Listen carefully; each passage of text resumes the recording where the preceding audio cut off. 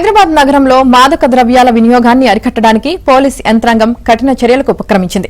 ఇకపై డ్రగ్స్ వాడుతూ దొరికిపోయిన వారిపై కౌన్సిలింగ్ తో సరిపెట్టకుండా వారిపై కూడా ఎన్డీపీఎస్ చట్టం కింద కేసులు నమోదు చేయాలని నిర్ణయించింది. గతంలో వినియోగదారులను కేవలం బాధితులుగా పరిగణించి రీహాబిలిటేషన్ సెంటర్లకు తరలించేవారు.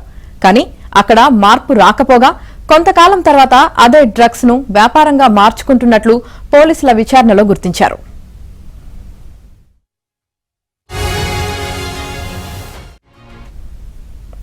అందుకే ఇకపై ఎవరిని వదిలిపెట్టకూడదని నిర్ణయించుకున్నారు. ఒక్కసారి డ్రగ్స్ కేసులో పేరు నమోదైతే అది క్రిమినల్ రికార్డుల్లో శాశ్వతంగా ఉండిపోతుంది. దీనివల్ల ప్రభుత్వ, ప్రైవేట్ ఉద్యోగాలకు అవసరమైన పోలీస్ వెరిఫికేషన్లో అడ్డంకులు ఎదురవుతాయి. అలాగే ఉన్నత చదువుల కోసం విదేశాలకు వెళ్లాలనుకునే వారికి పాస్పోర్ట్ క్లియరెన్స్ లభించడం కష్టమవుతుంది. క్షణికానందం కోసం చేసే తప్పు జీవితాంతం ఉపాధి అవకాశాలను మూసివేస్తుందని పోలీసులు హెచ్చరిస్తున్నారు.